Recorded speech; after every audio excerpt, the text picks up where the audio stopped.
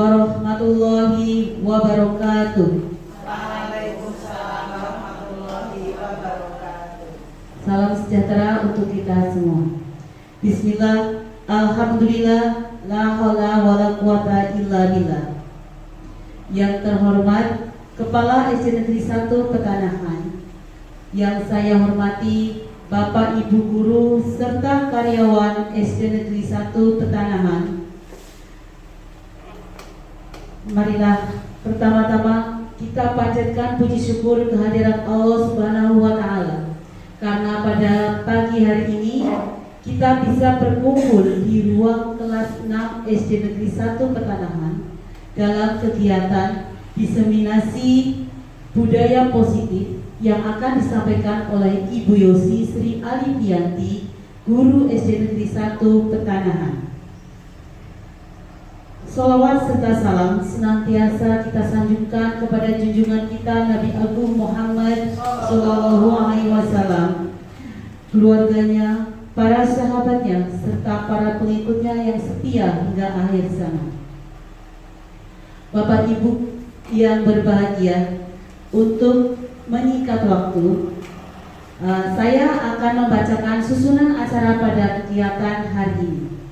Adapun susunan acaranya, yang pertama yaitu pembukaan, yang kedua menyanyikan lagu Indonesia Raya, yang ketiga sambutan kepala sekolah, yang keempat paparan tentang budaya positif yang akan disampaikan oleh Ibu Yosi Sri Alifianti, yang kelima lain-lain, dan yang terakhir penutup. Bapak Ibu, mari kita buka acara pada pagi hari ini dengan membaca basmalah bersama, dan untuk yang beragama selain Islam silakan menyesuaikan. Mari Bapak Ibu. Bismillahirrahmanirrahim. Semoga dengan bacaan basmalah acara pada pagi hari ini dapat berjalan dengan lancar hingga usai nanti. Acara selanjutnya yaitu menyanyikan lagu Indonesia Raya. Kepada Ibu Siti Kiptia SPDSD dipersilakan untuk memimpin. Monggo Ibu.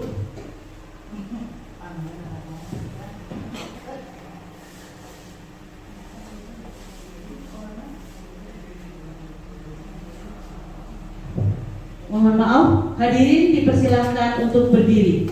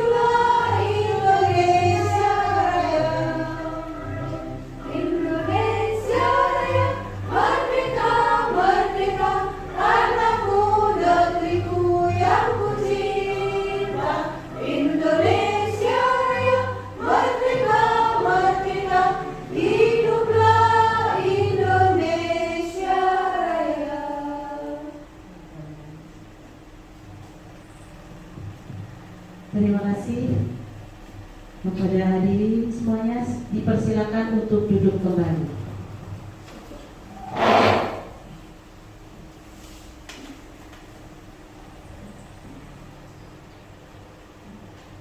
Acara selanjutnya yaitu sambutan dari Kepala Sekolah SD Negeri 1 Petanahan kepada Ibu Siti Musfiro SPDSD, dipersilakan.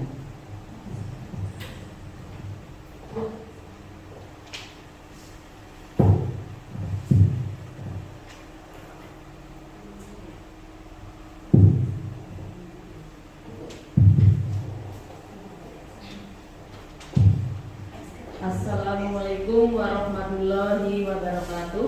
Waalaikumsalam warahmatullahi wabarakatuh. Yang terhormat Ibu Yosi Sri Alifianti sebagai narasumber dalam diseminasi budaya positif. Yang kami hormati Bapak Ibu Guru peserta diseminasi budaya positif. Pertama-tama, marilah kita panjatkan puji syukur kehadirat Tuhan Yang Maha Esa, karena pada hari ini kita bisa berkumpul dalam acara ini dalam keadaan sehat walafiat. Sholawat dan salam senantiasa kita sanjungkan kepada Nabi besar Muhammad Sallallahu Alaihi Wasallam yang kita nantikan syafaatnya di yaumul qiyamah. Bapak Ibu yang saya hormati, pada hari ini kita akan mengikuti acara diseminasi budaya positif yang dilaksanakan oleh Ibu Yosi dalam rangka tugas aksi nyata CDP Angkatan 10.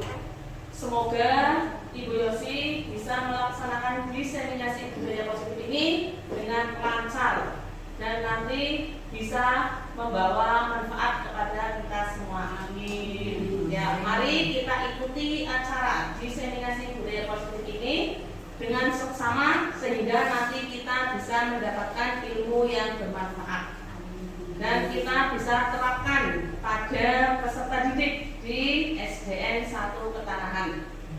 Selanjutnya, kami dari pihak sekolah berharap kepada Ibu Yosi untuk menerapkan ilmunya di sekolah dan juga nanti berbagi praktik baik kepada Bapak Ibu guru di sekolah ini. Dan nanti hasilnya juga akan memuaskan, membuat SD kita ya, SD Negeri 1 Taman Agung, SD Negeri 1 Petanahan menjadi lebih baik. Amin. Ya, kiranya dari saya sambutannya cukup sekian karena waktunya yang sudah siang. Saya akhiri. Wassalamualaikum warahmatullahi wabarakatuh. Waalaikumsalam warahmatullahi wabarakatuh.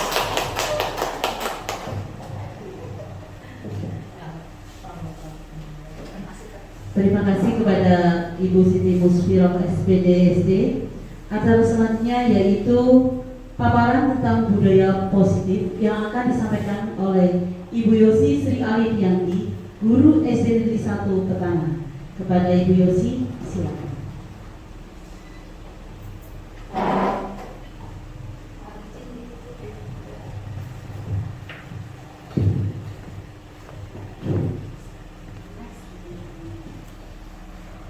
Bismillahirrahmanirrahim.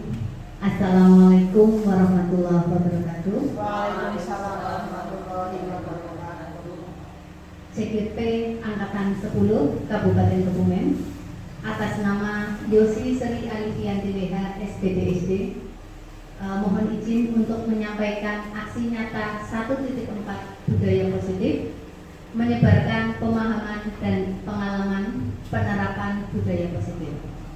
Sebelumnya, puji syukur kita panjatkan kehadirat Allah Subhanahu wa Ta'ala yang telah melimpahkan rahmat, taufik dan hidayahnya kepada kita, sehingga kita diberi kesempatan untuk berkumpul di sini dalam keadaan sehat dan sempat. Karena terkadang sehat tetapi tidak sempat. Sekarang alhamdulillah dalam kondisi sehat dan sempat. Terima kasih sudah menyempatkan waktunya. Salawat serta salam senantiasa tercurah kehadirat Nabi Muhammad Sallallahu Alaihi Wasallam yang kita nantikan syafaatnya di hari akhir nanti. Mohon izin ibu-ibu semuanya, saya akan menyampaikan aksi nyata 1.4 budaya positif. Diizinkan Ibu? Diizinkan, terima kasih. Silakan dilanjut dibahas. Sebelum memulai, saya akan pantun Dan dimohon sekali ibu-ibu nanti menjawab. Kita buat kesepakatan dulu, mau menjawabnya dengan cakep atau apa? Cakep, oke. Berarti siap memberikan jawaban ya. Duduk santai di tepi taman. Oke. Tersenyum manis, menikmati pemandangan. Selamat pagi wahai kawan. Semoga hari kita menyenangkan. Terima kasih. Ini seperti awalan dengan pantun supaya fresh dan mengingat kembali kita pada masa-masa dulu masih erat sering kali menggunakan pantun untuk sambung kata obrolan dengan rekan-rekan. Selanjutnya perkenalkan, tadi saya di awal sudah perkenalan, saya CDP Angkatan 10 dengan pengajar praktik Ibu Dian Rahmawati dan fasilitator Bapak Muhammad Nana Afisiena. Selanjutnya saya adalah bagian dari keluarga besar SD Negeri 1 Petanahan, yang mana SD Negeri 1 Petanahan Bapak Ibu semuanya sudah pirsa berada di jantung kota Kecamatan Petanahan, yang mana mudah terjangkau aksesnya. Selanjutnya, sebelumnya, tadi sudah pantun, sudah fresh, supaya lebih fresh lagi, dimohon untuk ibu-ibu semuanya berdiri. Kita pemanasan lagi, persiapan pemanasan lagi. Sambil dicoba ya Bu Aas, suaranya masuk atau tidak?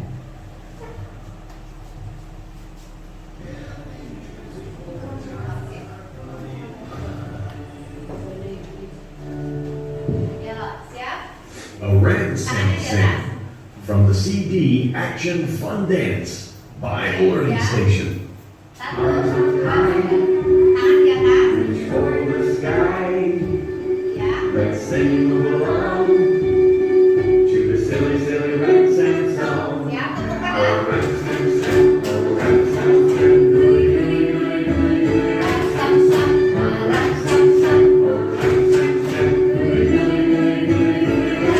sam-sam. Ya, oke.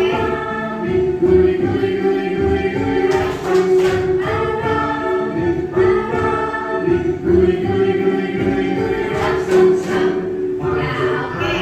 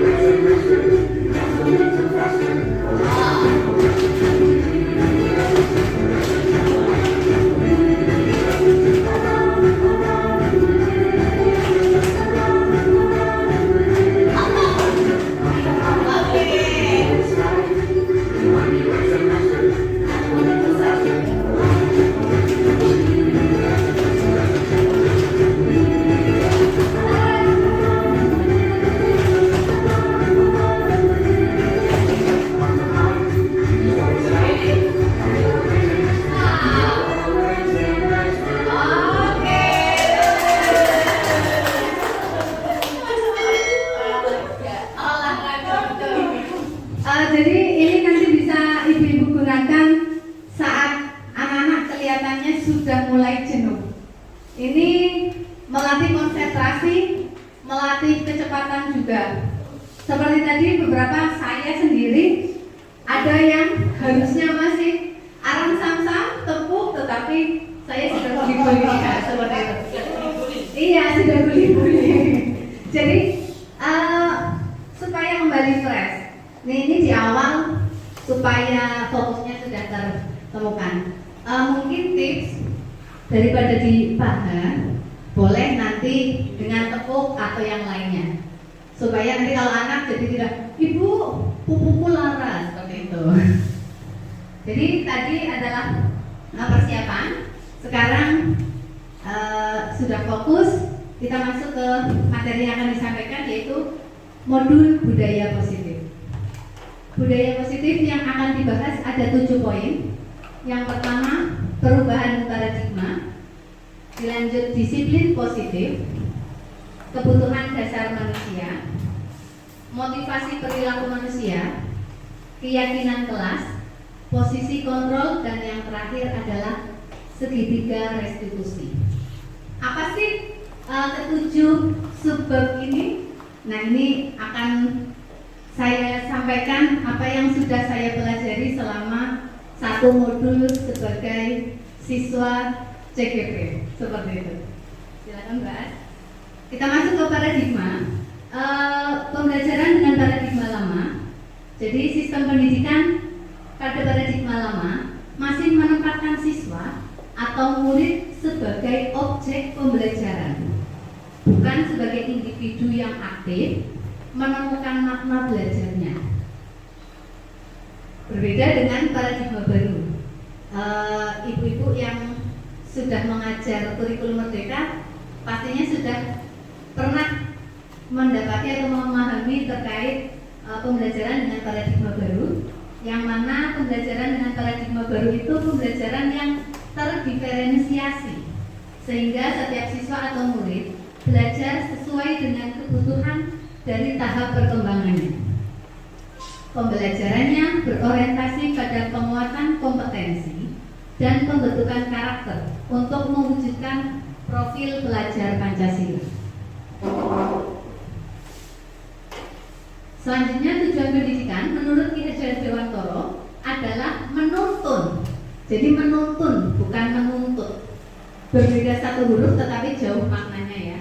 Menuntun segala kodrat yang ada pada anak-anak agar mereka dapat mencapai keselamatan dan kebahagiaan yang setinggi-tingginya, baik sebagai manusia maupun sebagai anggota masyarakat.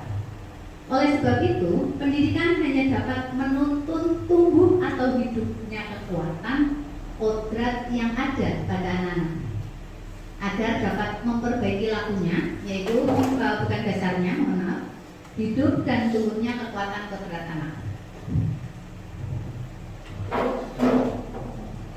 Peran guru oleh KHD, kita dalam menuntun laku dan pertumbuhan kodratnya diibaratkan sebagai petani. Ternyata guru itu bisa pula diibaratkan sebagai petani, seperti yang diibaratkan oleh Ki Hajar Dewantoro. Sedangkan anak-anak itu diibaratkan sebagai biji tumbuhan yang akan kita semai. Apabila biji tersebut kita tempatkan di tanah yang subur, mendapatkan perawatan seperti pemupukan, penyiangan hama, penyinaran yang cukup dan pembersihan, maka biji tumbuhan tersebut akan tumbuh dengan baik. Begitu pula sebaliknya. Jadi kondisi sebaliknya pun akan terjadi. Selanjutnya, di situ terkait dengan apabila kita ingin melakukan perbaikan-perbaikan yang mengarah ke jangka panjang, kita harus mengubah cara berpikir kita. Ini kaitannya tentang stimulus respon tentang dunia dan teori kontrol. Seperti pada stimulus respon, kita menganggap diri kita sama, kebutuhan kita sama.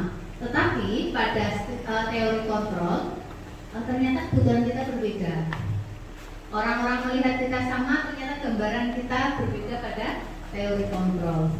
Selanjutnya ada Yang terakhir itu model berpikirnya kalau menggunakan stimulus respon itu menang kalah.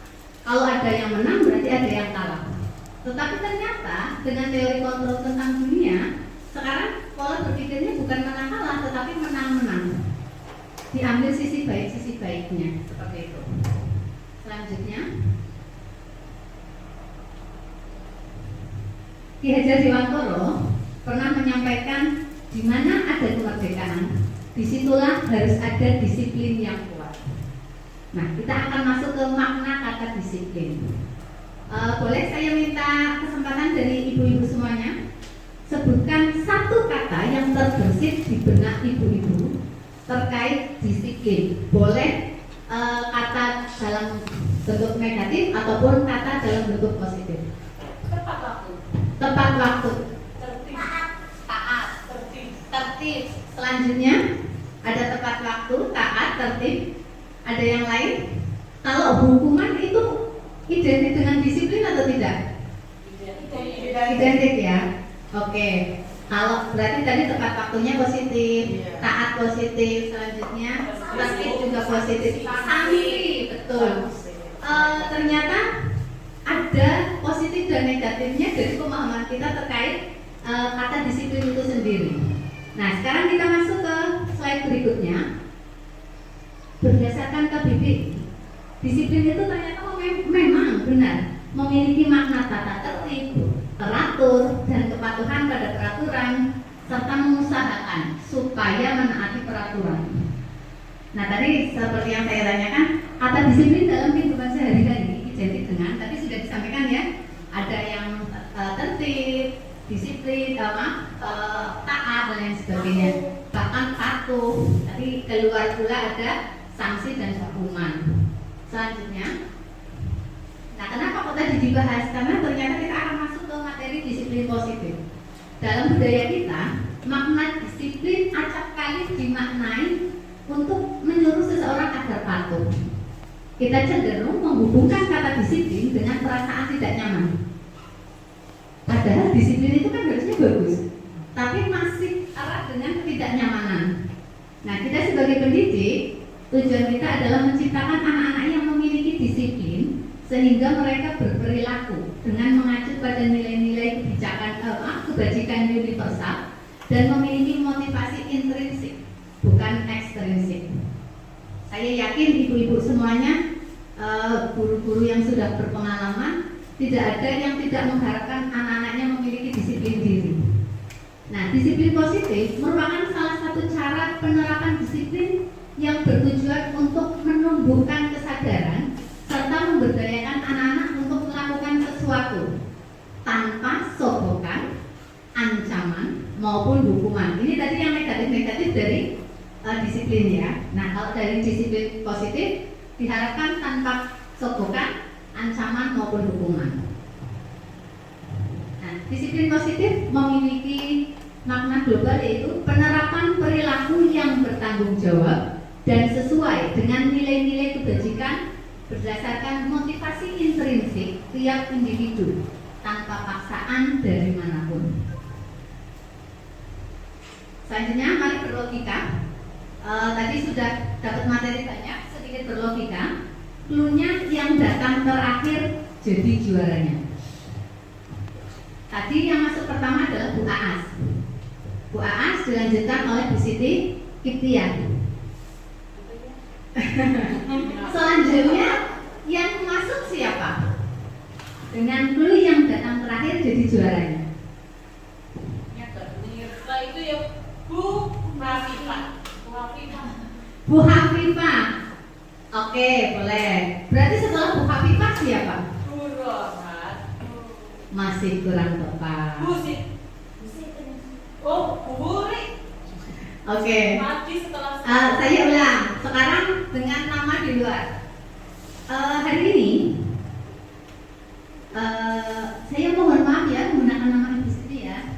Hari ini Ibu Siti Kiptian belanja ke pasar, membeli nanas, selanjutnya stroberi, dan membeli satu barang lagi. Barang apakah yang akan dibeli oleh Bu Siti?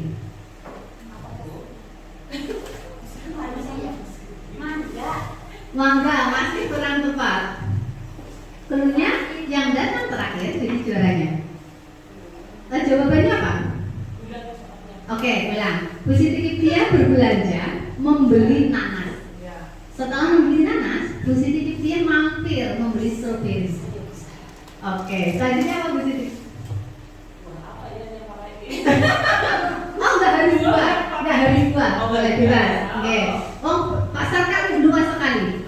Buah-buah terus. Oh, Kamu beli nanas, stroberi, kiwi. apa?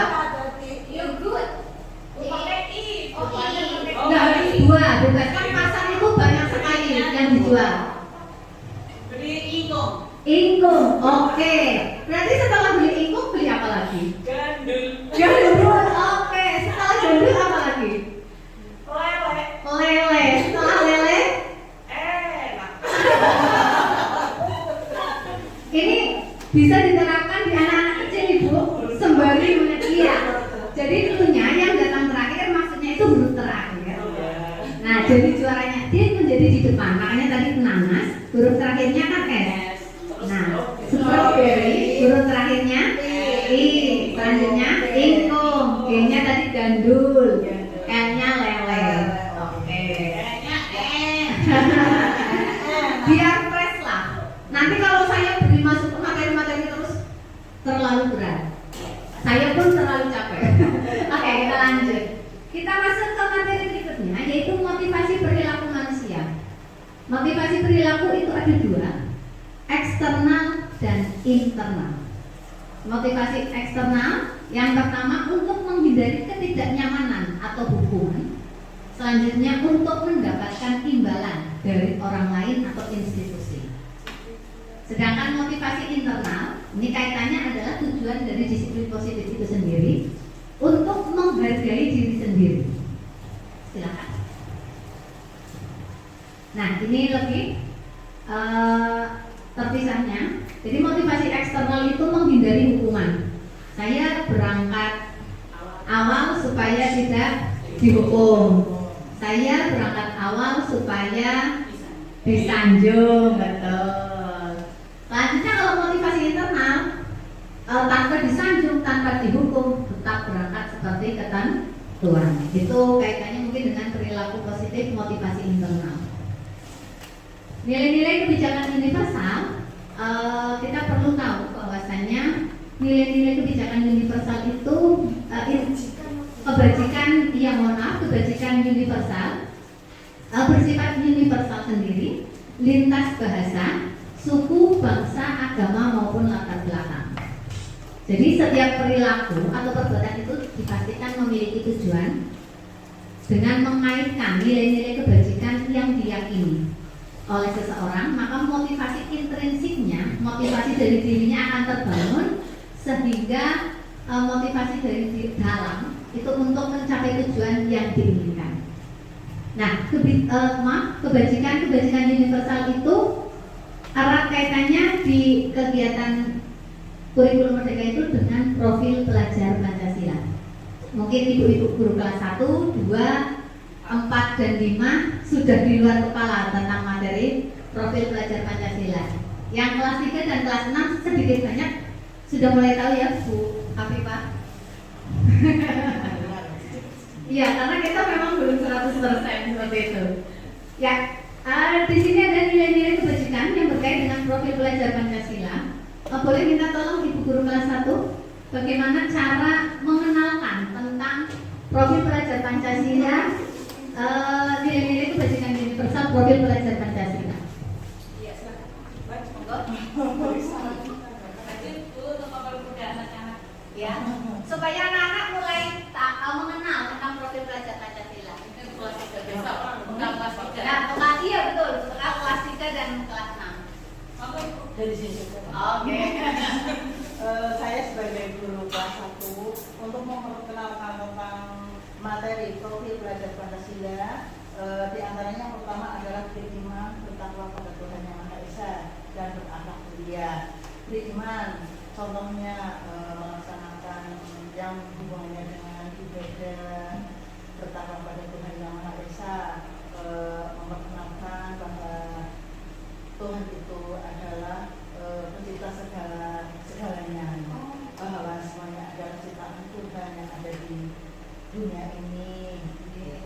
terus berakhlak mulia, berkata dengan sopan, terus dengan teman selalu rukun, selalu saling tolong menolong, ya kan? Itu untuk beriman bertakwa kepada Tuhan Yang Maha Esa dan berakhlak mulia ya. Iya. Jadi diperkenalkan bahwasannya ada kegiatan-kegiatan yang berkaitan dengan agama. Oh, baik.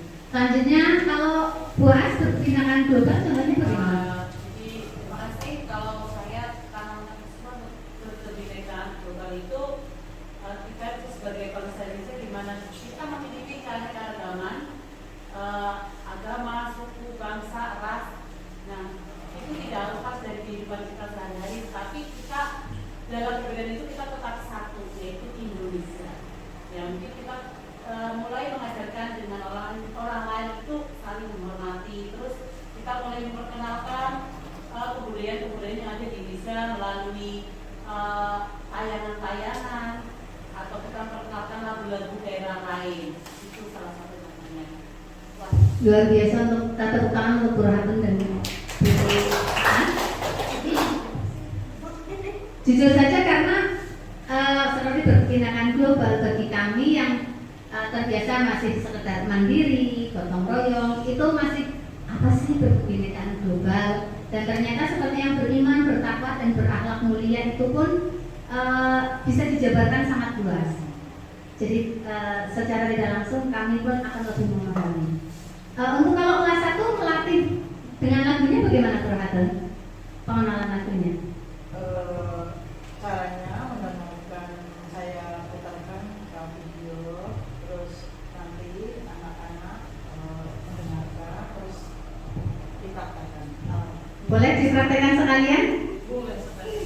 Ya, ya ibu-ibu semuanya berdiri. Ya, silakan.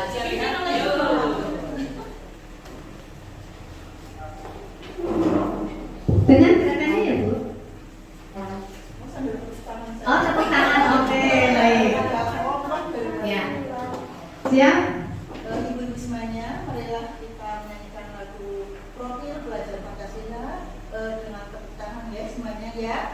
1, 2, 3. Belajar Pancasila, beriman dan bertakwa pada Tuhan Yang Esa dan berakhlak mulia, berkebinekaan global, gotong royong mandiri, kreatif dan bernalar kritis. Belajar Pancasila, beriman dan bertakwa pada Tuhan Yang Esa dan berakhlak mulia, berkebinekaan global, gotong royong mandiri, kreatif dan bernalar kritis.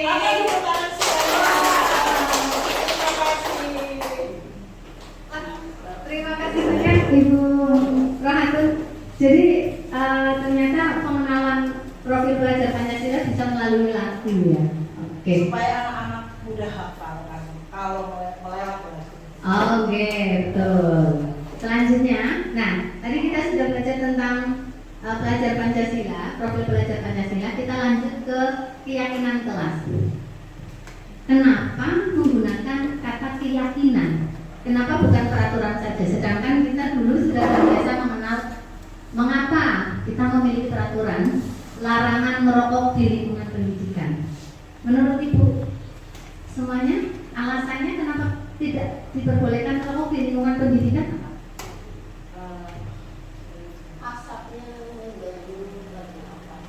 Asapnya mengganggu pernapasan, betul. Apalagi di anak-anak, itu sangat-sangat rawan. Selanjutnya ada pula peraturan tentang penggunaan seragam sekolah. Di Indonesia ada peraturannya ya. Adakah alasannya kita harus berseragam? Kenapa tidak dibebaskan saja? Mungkin supaya tidak mungkin antara yang orang-orang yang kurang mampu dan yang mampu. Mungkin kalau yang lebih mampu kan mungkin kalau tidak seragam, oh bajunya lebih bagus. Terus yang sedang-sedang ya bajunya ya biasa-biasa saja. Mungkin di antaranya seperti itu. Terus selanjutnya agar kelihatan rapi. Oke, betul, tepuk tangan. Luar ternyata sebenarnya peraturan pun ada tujuannya, tetapi kita sekarang dibiasakan untuk menggunakan, kalau di dalam kelas bukan peraturan kelas tetapi menggunakan keyakinan kelas. Oke. Keyakinan kelas itu sendiri memiliki makna kesepakatan antara guru dan murid berupa pernyataan universal supaya mudah diingat dan dibuat bersama. Jadi bukan guru saja yang membuat, tetapi dibuat bersama-sama dengan anak, disepakati bersama dan dilaksanakan bersama-sama dengan penuh tanggung jawab. Selanjutnya, bagaimana pembentukan keyakinan kelas? Ternyata dalam pembentukan keyakinan kelas kita diawali dengan sedikit saja, jangan langsung banyak, karena anak-anak memorinya tidak bisa langsung menampung semuanya. Sedikit saja agar mudah diingat. Selanjutnya, sesuaikan dengan kondisi kelas dan atau sekolah agar mudah diterapkan, dan semua warga kelas atau sekolah dilibatkan dalam prosesnya. Ini ada contoh bagaimana langkah membuat keyakinan kelas di kelas 6 SD Negeri 1 Petanahan. Karena saya guru kelas 6, meskipun saya belum kurikulum Merdeka seutuhnya, tetapi saya pun sudah melaksanakan membuat keyakinan kelas. Yang pertama dilakukan yaitu mengadakan surat pendapat atau berdiskusi tentang peraturan, tentang hal-hal yang mereka harapkan untuk dituju di dalam kelas atau di dalam proses kegiatan pembelajaran. Selanjutnya, anak-anak menyusun peraturan-peraturan yang sudah ada pada surat pendapat untuk dipilah dan dipilih, diubah menjadi keyakinan. Selanjutnya, keyakinan kelasnya kita cek kembali, dan apabila sudah setuju semuanya, kita sepakati. Akan lebih baik lagi apabila ditempel di tempat-tempat yang mudah terlihat. Ini keyakinan kelasnya. Selanjutnya, berkaitan dengan keyakinan kelas, kita juga ternyata memiliki kebutuhan dasar kita sebagai manusia. Ada bertahan hidup, kasih sayang dan rasa diterima, penguasaan, kebebasan dan kesenangan.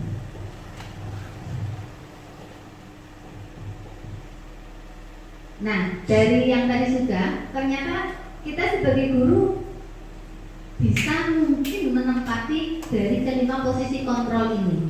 Ada posisi kontrol penghukum, pembuat rasa bersalah, teman, pemantau, atau manajer.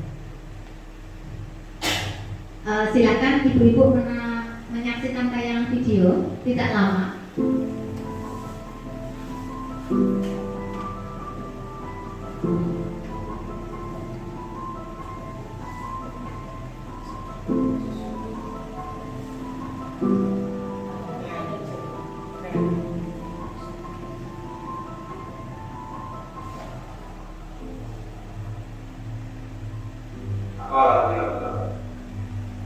Sekarang kamu berdiri satu kaki bicara dan angkat kedua tangan.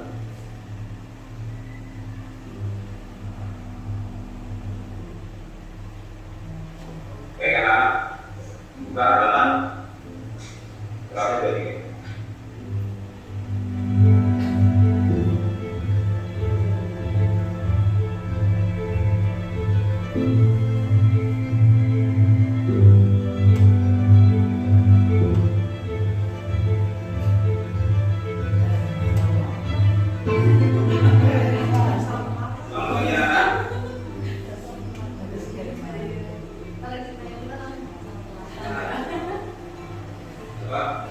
Apa alasan yang pertama? Sekarang yang pertama seperti mana?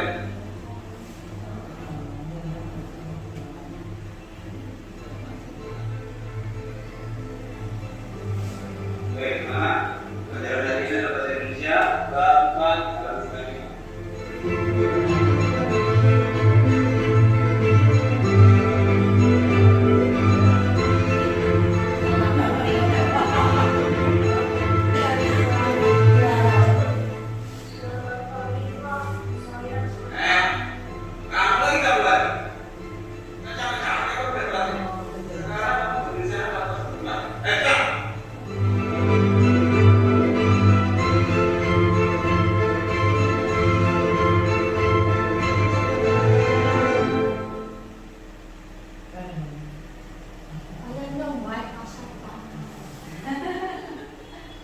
Saya itu tidak boleh diambil.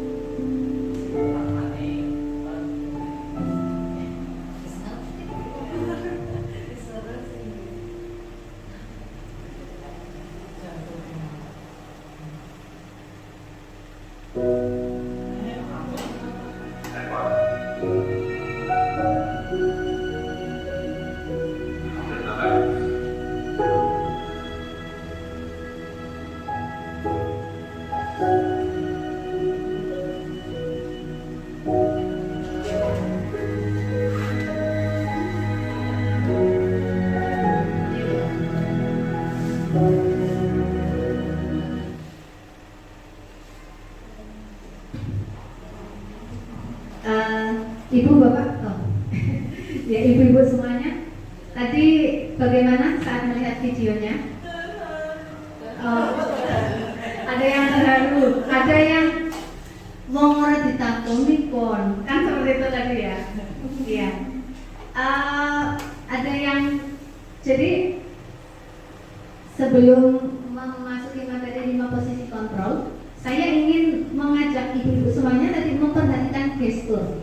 Ada gestur yang dari guru ataupun siswa yang nampak ada perbedaan atau perubahan atau tidak? Gestur gerak tubuhnya, mimik wajahnya seperti itu. Dari siswanya apa? Siswa maupun guru, bebas. Dari siswanya ada dia merasa ketakutan. Mukanya nampak ketakutan. Iya, dari secara ini mungkin sudah ragu-ragu ketika mau masuk. Dari gurunya sudah kelihatan mukanya dia sudah cuek. Selanjutnya di awal. Iya. Terus kalau Sebelum melihat kenyataan apa yang terjadi pada si anak, tapi begitu dia mengetahui ketika melihat si anak masih takut karena dia tidak tahu gurunya itu sudah mengetahui latar belakangnya. Tapi gurunya begitu melihat situasi itu dia merasa sedih.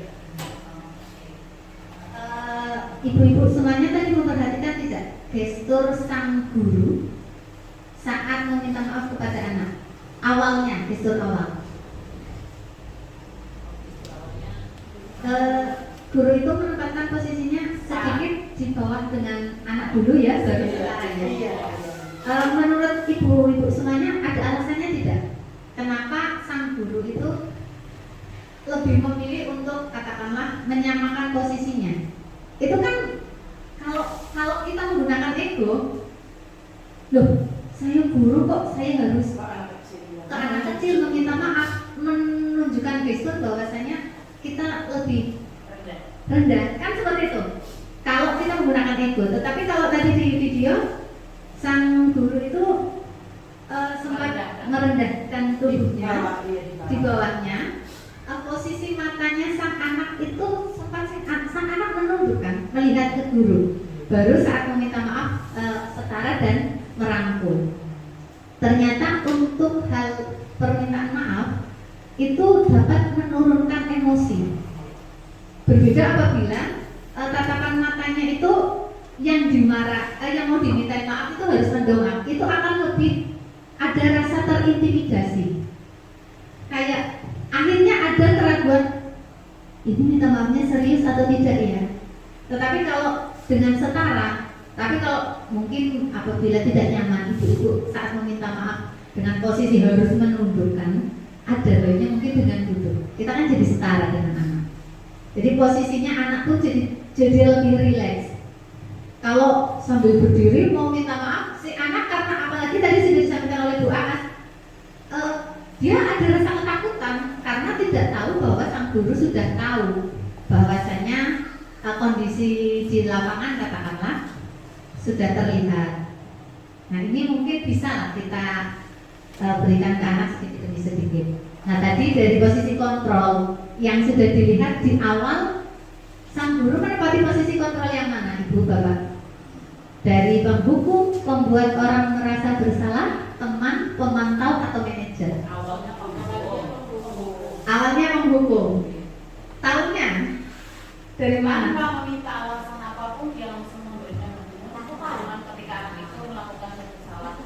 Oke, betul. Kalimat-kalimatnya tadi di situ ada menghardik, menunjuk, menyakiti, menyindir. Acap kali kita melakukan itu tanpa kita sadari memang. Nah, dari segala posisi kontrol yang ada, tadi di awal sang guru masih menempati posisi penghukum. Selanjutnya ada kaitannya ternyata di sini kaitan dengan dunia berkualitas. Ini masih awam kata-kata ini. Maksudnya dunia berkualitas itu yang bagaimana? Kok di sini ada penjelasan murid meletakkan guru di luar dunia berkualitas. Murid meletakkan guru di dalam dunia berkualitas. Murid meletakkan guru sebagai orang yang sangat penting di dunia berkualitas. Dan sampai di manajer itu, murid meletakkan dirinya sebagai individu yang positif. Nah, berbeda sendiri ya, karena pada manajer dirinya, sedangkan kalau pada yang lain masih guru. Jadi sedikit informasi, maksud dari kaitan dengan dunia berkualitas adalah tempat khusus dalam pikiran kita, tempat kita menyimpan gambaran atau representasi dari semua yang kita inginkan. Makanya pada posisi teman di sini murid meletakkan guru sebagai orang yang sangat penting di dunia berkualitas. Tapi karena penting itu akhirnya sang anak ketergantungan. Sang anak ketergantungan akhirnya menjadi lemah, tidak mandiri, dan tergantung. Nanti posisi yang diharapkan yaitu posisi manajer, supaya murid tersebut dapat menempatkan dirinya sendiri sebagai gambaran terbaiknya. Karena sang guru itu mengajukan pertanyaan-pertanyaan. Tadi seperti sudah disampaikan oleh Bu Aas, kenapa kok di awal dari videonya Pak Guru menempati posisi penghukum? Karena dia tanpa alasan bertanya, tidak tanya alasannya apa dan lain sebagainya. Tetapi kalau manajer dia ditanyakan dulu. Selanjutnya contoh pertanyaannya untuk manajer, apa yang kita yakini atau apa yang bisa kamu kerjakan untuk memperbaiki masalah ini? Nanti muridnya menjawab, ini gambaran ya kurang lebihnya, bagaimana caranya agar saya bisa memperbaiki diri kamu atau memperbaiki diri saya. Karena dampaknya yaitu apabila sudah sebagai manajer, kita sebagai manajer, anak akan mengevaluasi dirinya sendiri tentang bagaimana cara memperbaiki diri. Selanjutnya Bu Ari. Nah, ini kaitannya tadi dengan yang posisi kontrol, ada konsep disiplin dengan identitas gagal, kaitannya hukuman dan penghargaan. Hukuman menyakitkan, mohon maaf saya jadi grogi, tidak nyaman, perasaan takut, karena kalau dihukum ya pastinya takut seperti tadi, terpaksa, dan yang kita takutkan akhirnya dia akan menyembunyikan kesalahan karena untuk melindungi dirinya sendiri. Selain itu tadi dihardik di depan kelas dia akan menjadi rendah diri. Nah, kalau hukuman ada biasanya ada penghargaan, tetapi ternyata penghargaan itu tidak efektif, merusak hubungan, mematikan kreativitas, merampas hak menghargai dirinya sendiri, dan yang terakhir menghukum dengan sistem ranking. Karena saat di ranking yang pinter, oh aku pinter kok, tapi yang dalam posisi secara akademis tidak pandai kan dia akan merasa berkaitannya dengan merasa dihukum, iya rendah diri, seperti itu. Selanjutnya tadi ada identitas gagal, sekarang ada identitas sukses. Pada identitas sukses bukan hukuman dan penghargaan, tapi adanya konsekuensi dan restitusi. Pada konsekuensi, tadi kita sudah sempat membahas di awal ya, ada stimulus respon. Selanjutnya ada penguatan jangka pendek. Jadi konsekuensi itu bagus, tetapi jangkanya hanya jangka pendek. Selanjutnya perlu monitoring berkelanjutan, karena kalau tidak dimonitoring, akhirnya tidak berjalan, tidak merasa diawasi. Anak-anak menghormati peraturan, tetapi kehilangan kesempatan untuk merenungi kesalahannya. Sedangkan pada restitusi, anak-anak diajak bertanggung jawab akan perilakunya. Fokus pemecahan masalahnya jangka panjang, berbeda dengan konsekuensi. Selanjutnya, anak-anak jadi menghormati dirinya sendiri dan orang lain. Terus tadi sudah membahas tentang stimulus respon, ada teori kontrol. Kita sebagai pemegang kontrol diri. Dan yang terakhir, anak-anak menjadi bersemangat memperbaiki kesalahan. Tadi ada konsekuensi, ada restitusi. Restitusi memiliki makna proses menciptakan kondisi bagi murid untuk memperbaiki kesalahan mereka, sehingga mereka bisa kembali pada kelompok mereka dengan karakter yang lebih kuat. Restitusi juga merupakan proses kolaboratif yang mengajarkan murid untuk mencari solusi untuk masalah mereka, membantu mereka berpikir tentang orang seperti apa yang mereka ingin, dan bagaimana cara mereka memperlakukan orang lain. Itu disampaikan oleh dosen pada bukunya di tahun 2004. Ada 9 ciri restitusi. Yang pertama, bukan untuk menebus kesalahan, tapi belajar dari kesalahan. Selanjutnya, untuk memperbaiki hubungan. Restitusi adalah tawaran, bukan paksaan. Menuntun untuk melihat ke dalam diri, melihat diri sendiri, mencari kebutuhan dasar tadi yang sudah dibahas ya, yang mendasari tindakan, serta restitusi diri menjadi cara yang paling baik dibandingkan hukuman, konsekuensi, ataupun yang lainnya. Selanjutnya, fokusnya adalah pada solusi, penumbuhan karakter, dan mengembalikan murid yang berbuat salah pada kelompoknya. Sekarang tadi sudah membahas ada identitas gagal dan identitas sukses. Sekarang kita gabungkan. Ibu-ibu, ada kasus di sini murid sering tidak mengerjakan tugas. Kalau kita di posisi hukuman, apa kira-kira yang akan disampaikan? Mohon maaf Ibu, saya terlambat. Saya lupa. Oh, saya lupa. Saya tidak mengerjakan tugas. Berarti bagaimana? Kalau sebagai menghukum gurunya Selalu itu dan itu alasannya. selalu itu dan itu alasannya. Ya, oke. Selain itu apa lagi? Kalau hukumannya? Kenapa bisa lupa? Kenapa bisa lupa? Lalen, Mbak. Kalau konsekuensi tadi jangka pendek. Contohnya bagaimana? Tidak dapat nilai. Tidak dapat nilai kalau tidak mengumpulkan tugas. Akan guru kurangi. Nilai akan berguru kurangi. Oke, ada tadi tidak dapat nilai apabila tidak mengerjakan tugas. Nilai akan dikurangi karena terlambat mengumpulkan tugas. Oke. Kalau restitusi, tadi kan katanya ditanya dulu. Berarti apa contohnya? Kenapa? Alasannya kenapa tidak mengerjakan tugas tepat waktu? Terus? Jika ada tugas tadi, kalau Lebih dipersiapkan lagi. Oke, berarti mengingat ke dalam diri ya. Oke. Atau mungkin, ayo, keyakinan kelasnya apa? Seperti itu ya. Coba kita cek. Contohnya, ini karena tidak ini ya, ini percontohan saja.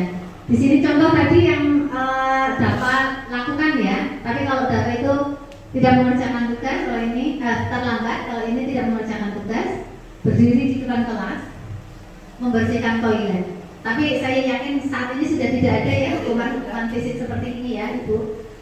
Tapi meskipun hukuman fisik tidak berlaku tapi masih acap kali tanpa sengaja, iya, kita hukumannya mental secara verbal. Tapi seperti tadi dimarahi di depan umum. Nah, kalau konsekuensi itu guru memberikan konsekuensi atau kesempatan untuk mengerjakan PR-nya pada saat istirahat. Atau tadi disampaikan oleh Bu Afifah dan Bu Aas juga bisa. Selanjutnya guru secara tegas terhadap peraturan dan murid menghormati peraturan. Sedangkan untuk restitusi tadi sudah dicontohkan oleh rekan-rekan guru semuanya, menanyakan keyakinan kelas. Selanjutnya guru terbuka menanyakan alasannya juga, terbuka dan menghormati diri sendiri serta orang lain. Kita akan masuk ke segitiga restitusi. Materi terakhir ya Ibu Bapak, mohon ininya sebentar. Segitiga restitusi seperti yang tadi disampaikan, segitiga berarti ada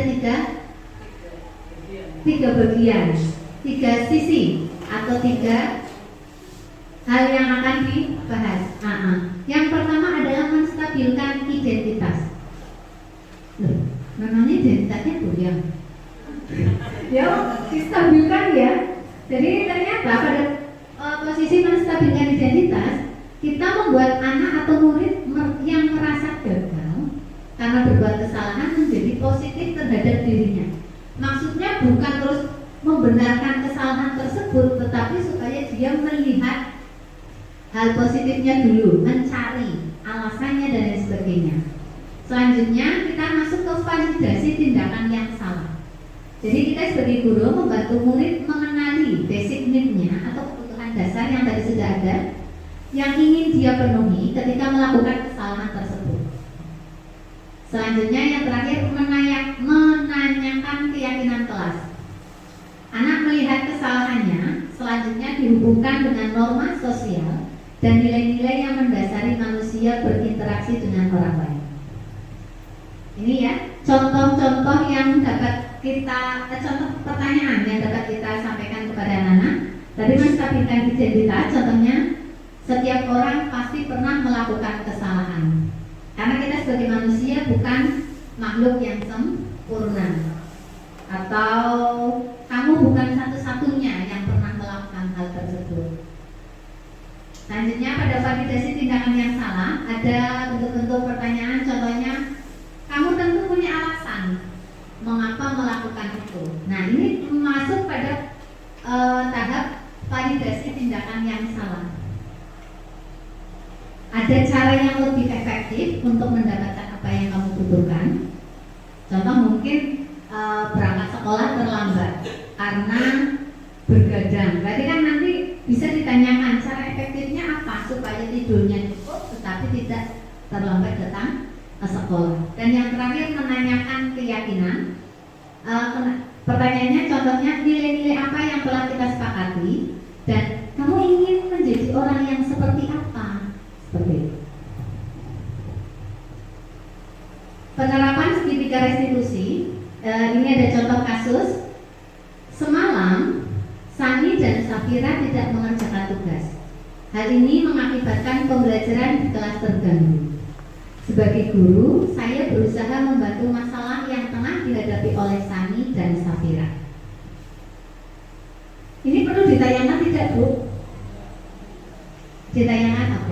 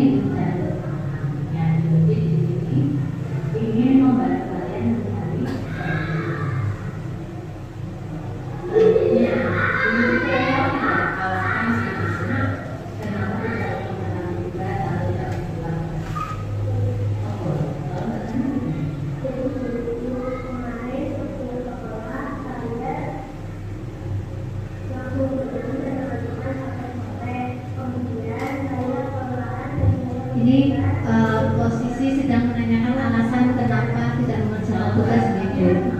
Kalau saya ikut sendiri dengan keponakan dan masuk keponakan habis pulang dari buat Jadi ternyata ada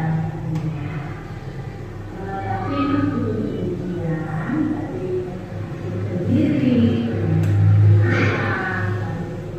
teman waktu kita tidak berjalan anak-anak masih ingat tentang kata-kata dia semua dengan sendiri salah satunya apa? disiplin dan tetap waktu. Disiplin dan tepat waktu. Itu perlu dilakukan atau harus dilakukan? Nah, kalau anak-anak tidak melakukan dilakukan, berarti ada upaya yang harus saya lakukan supaya yang kemarin lupa besok kita tidak terlalu. Menurut saya apa? Oke, karena kalau menurut saya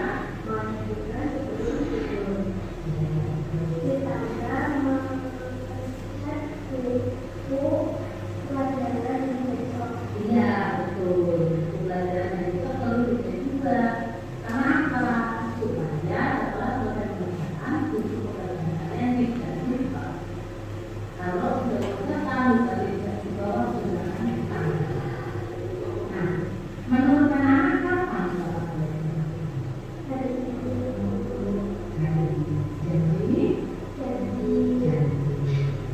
nah, kita harus yakin dan percaya bahwasanya kalian bisa menjadi lebih baik lagi, lebih disiplin dan sertanya menjadi anak yang makin sukses dan sukses. Terima kasih ya atas waktunya. Semoga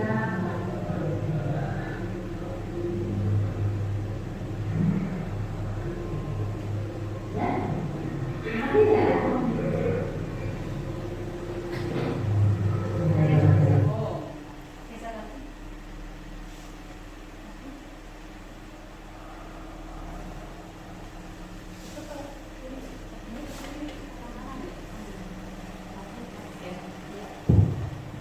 Itu tadi contoh penerapan skenario segitiga restitusi. Sekarang apakah ibu-ibu semuanya berkenan untuk volunteer pada skenario kasus 2? Skenarionya hari ini suasana halaman SD Negeri 1 Petanahan saat jam istirahat ramai seperti biasa, mau waktu istirahat ya. Hingga kemudian datang Fulan menemui guru piket dan melaporkan bahwasanya Fulanah berkata-kata kurang sopan. Sebagai guru, saya berusaha membantu masalah yang tengah dihadapi oleh Fulanah. Adakah yang mau mencoba menampilkan tadi dari yang sudah ada sebagai guru dan mungkin satunya nanti sebagai Fulanah? Buat? Oke, oh iya, silakan. Pakai mic atau tidak? Tidak usah. Tidak usah. Berdiri nggak apa-apa ya? Di tengah sini mungkin. Aduh.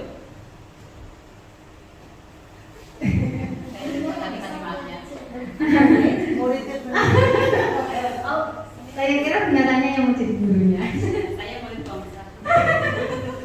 Ya, sekarang muridnya Homsong ya. Silakan dengan permasalahan yang ada. Jadi Fulana berkata-kata kurang sopan.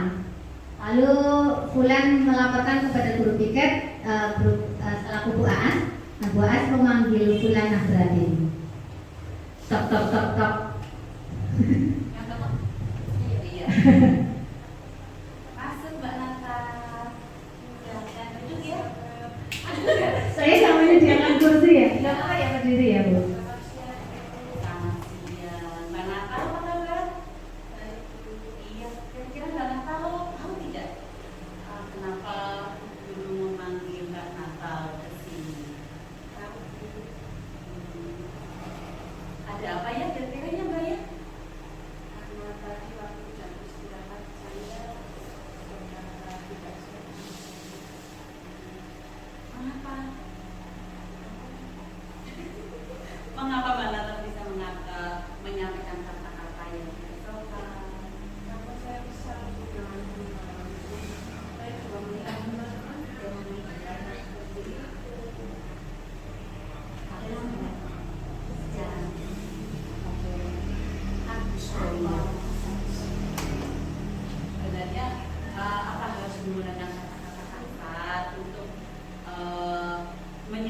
menangis perasaan hati Mbak Nafa kepada temannya.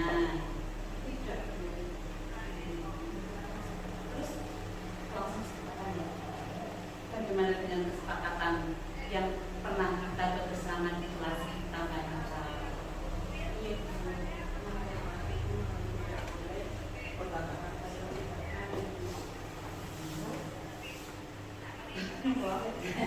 Ya kalau berarti tinggal disampaikan semoga kedepannya. Iya. Berarti Mbak Nafa sudah mengetahui kesalahannya di mana, kelihwannya ya bukan kesalahan. Kira-kira harapannya nanti Mbak Nafa mau berkembang ketika mudah-mudahan tidak terjadi peristiwa yang seperti tadi, tapi ketika Mbak Nafa merasa haknya terampas oleh orang lain, kira-kira mau Mbak Nafa mau bagaimana? Tindakannya. Ya, lain kali mudah-mudahan tidak terjadi lagi, dan kita harus saling menghormati ya. Nah, yang salah satunya dengan kita harus selalu menghormati dan tidak berkata yang tidak sopan. Mudah-mudahan tidak menghormati kata ya. Silahkan bisa kembali ke kelas lagi. Luar biasa tepuk tangannya. Iya, jadi meskipun baru melihat skenario, tapi tadi sudah melihat beberapa contoh kata-katanya. Ternyata meskipun belum lancar 100%, tetapi bisa lah, insya Allah bisa diterapkan oleh ibu-ibu sekalian di permasalahan-permasalahan yang ada di dalam kelas. Kita mulai membiasakan melaksanakan segitiga restitusi, mulai meninggalkan tentang hukuman dan penghargaan. Baik, selanjutnya Bulan. Ini perlu atau tidak? Karena kita sudah mau selesai ke materi sih sebenarnya. Iya, kita refresh lagi ya. Mari berlogika. Cluenya tangga. Di tangga pertama kita mendapatkan donat. Donat. Di tangga kelima kita mendapatkan sepatu. Kalau di tangga ketiga kita dapat apa? Saya ulang, di tangga pertama kita mendapatkan donat. Di tangga kelima kita jalan tuh di tangga kelima. Kita mendapatkan sepatu.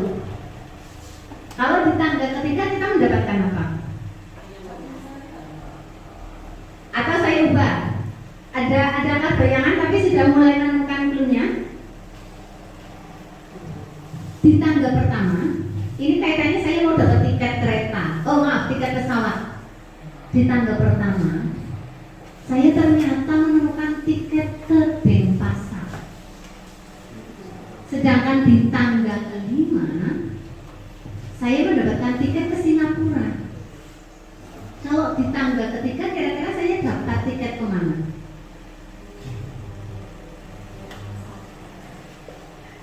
Sudah menemukan? Oke, saya ulang lagi. Di tangga pertama, saya menemukan tiket Denpasar. Di tangga kedua, saya menemukan tiket ke Roma. Roma. Di tangga kelima, tadi saya menemukan tiket ke Singapura. Kalau di tangga ketiga, saya menemukan tiket ke mana? Tangga-tangga. Perlu diulang lagi. Tangga pertama, tadi saya sudah mendapatkan tiket ke Denpasar. Selanjutnya saat datang lagi, tiket Denpasarnya sudah tidak ada. Tapi saya mendapatkan tiket ke tiket kereta. Tiket keretanya ke Dago Bandung. Dago. Selanjutnya saya jalan lagi. Di tiket ke tangga ketiga saya dapat tiket ke Milan. Iya, di tangga ketiga saya mendapatkan tiket ke Milan. Di tangga kelima saya tadi sudah ke Singapura, bosan ke Singapura. Saya pergi ke dapat tiketnya ke Sisingamangaraja. Kalau tiketnya selain ke Milan kemana? Magelang. Betul. Sudah menemukan tangga-tangga. Tadi tangga pertama kemana? Tangga pertama Denpasar. Selanjutnya Dago. Tangga kedua ke tangga kedua. Oh, tangga ketiga ya. Kedua. Tangga ketiga ke Milan. Selain ke Milan ke Magelang. Tangga kelima Sisingamangaraja, Singapura. Ternyata cluenya do, huruf pertamanya D, re atau R, mi atau M, fa, F, sol, iya, tangga-tangga. Gak apa-apa. Ya, nanti kalau tangga-tangga langsung dapat tuh.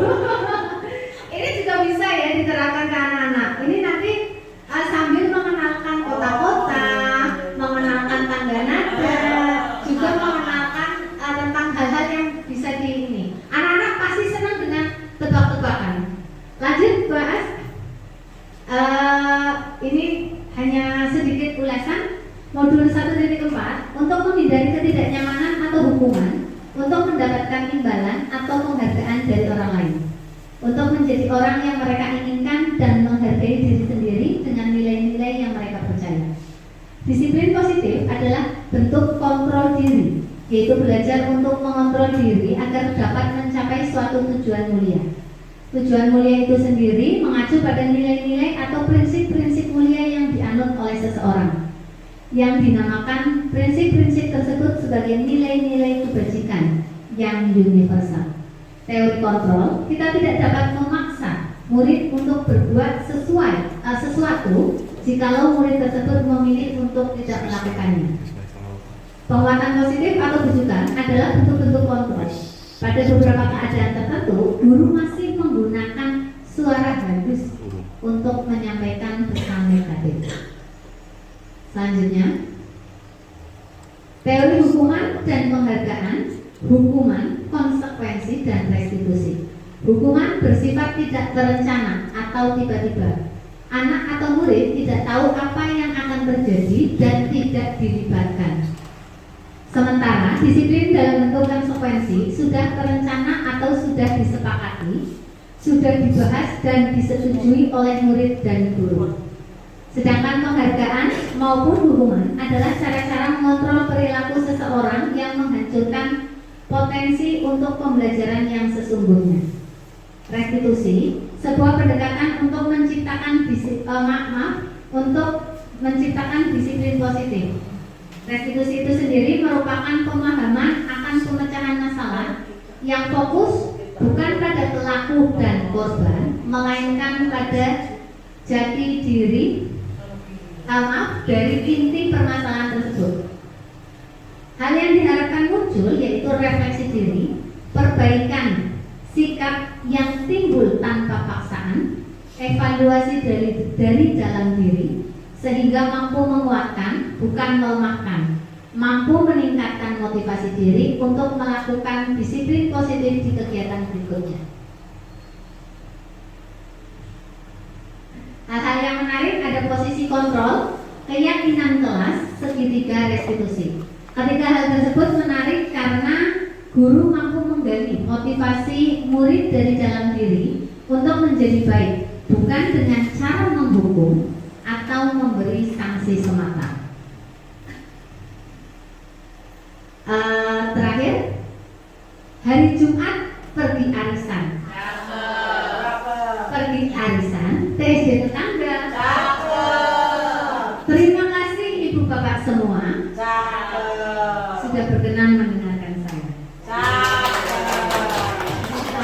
Mungkin ini saja yang dapat saya sampaikan. Terima kasih.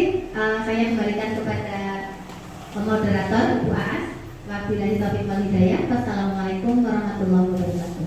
Waalaikumsalam warahmatullahi wabarakatuh. Ya, tepuk tangan untuk Ibu Yositri Alifiati atas pemaparannya yang sangat sangat luar biasa.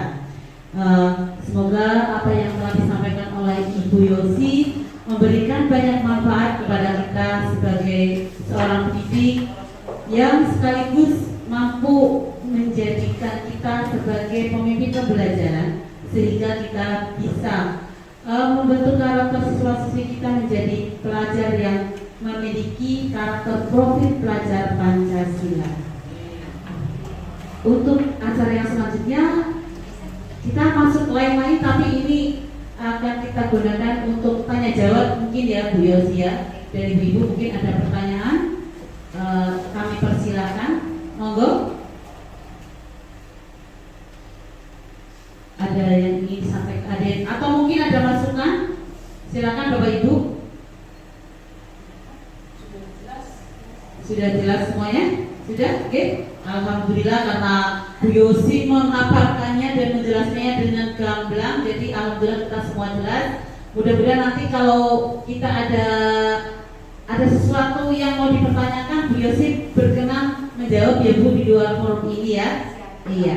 Terima kasih untuk pemaparannya dan untuk kesediaan Bapak Ibu semuanya mengikuti kegiatan diseminasi ini.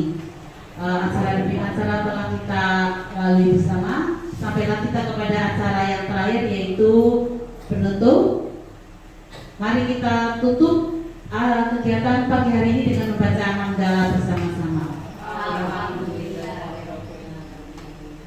Iya, saya selaku pembawa acara pada kegiatan hari ini banyak kesalahan atau tutur kata yang saya tidak sengaja ataupun sengaja, saya mohon maaf yang sebesar-besarnya. Billahi taufiq wal hidayah. Assalamualaikum warahmatullahi wabarakatuh. Waalaikumsalam.